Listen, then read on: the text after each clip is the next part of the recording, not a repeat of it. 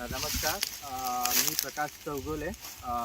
सांगली जिल्ह्यामधील आपण जत या तालुक्यामध्ये आज आपण मेंढेगिरी गावात आहे आणि इथील आपले जे शेतकरी आहेत सुरेश खंदाळे किंवा रमेश खंदाळे आहेत किंवा महेश खंदाळे यांच्या आपण या प्लॉटमध्ये आहोत.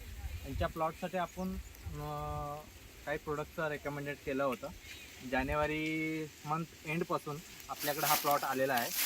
86-032 नीरा ह्या व्हरायटीसाठी आपण आपल्या वेस्टेज कंपनीचे काही प्रोडक्ट्स आपण त्यांना रेफर केलेत आणि त्या काही प्रोडक्टचे रिझल्ट्स आपण त्यांच्या तोंडून आपण ऐकणार आहोत. त्याच्यासाठी आपल्याकडं आहेत सुरेश खंदाळे साहेब आहेत. आपली ओळख करून द्यावी. मी सुरेश महेश खंदाळे आणि वेस्टेज प्रोडक्ट वापरतो मी शेतीसाठी ऊसासाठी.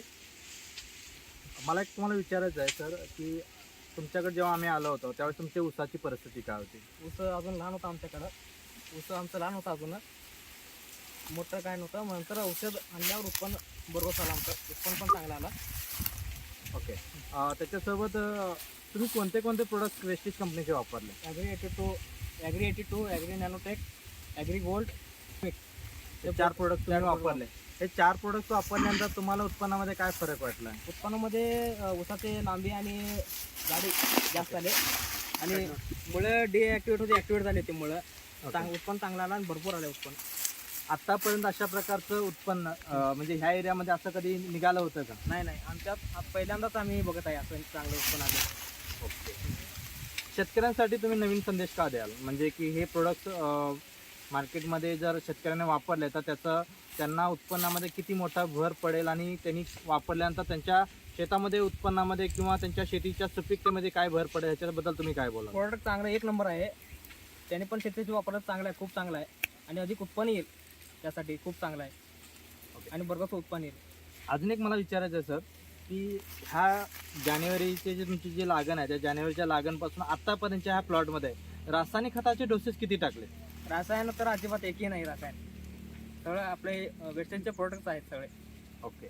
सगळ्यात महत्त्वाचं मला बोलायचं आहे सर की आज आपण सेंद्रिय शेती या कन्सेप्टनुसार किंवा ह्या मार्गानुसार आपण शेतीकडे वळलेलो आहेत आणि शेतकऱ्यांना आपण त्याबद्दल आपण कन्सल्टिंग करतो आहे.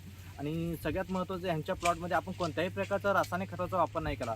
साधारण आपण 1 ग्रॅम युरियासुद्धा आपण यांच्या प्लॉट आपण वापर केलेला नाही आहे आणि विदाऊट रासायनिक खताचा वापर करून आज आपण त्यांच्या ऊसाची जाडी, ऊसाचे कांडीची साईज असेल, ऊसाचे हाईट्स असेल त्याच्या संदर्भात आपण त्यांना दिलेले रिझल्ट्स आहेत. तुम्ही बघू शकता. आपल्याकडे जे ऊस आहे त्याच्या ऊसाचे तुम्ही पेऱ्याची साईज बघू शकता किंवा त्याची लांबी बघू शकता आणि त्याच्यामधून एक आलेला रिझल्ट आपण बघू शकतो. आणि आज ॲग्रिक्रॉसच्या माध्यमातून एक शेतकऱ्यांना चांगलं उत्पन्न देण्याच्या उद्देशाने आपण काम करतोय.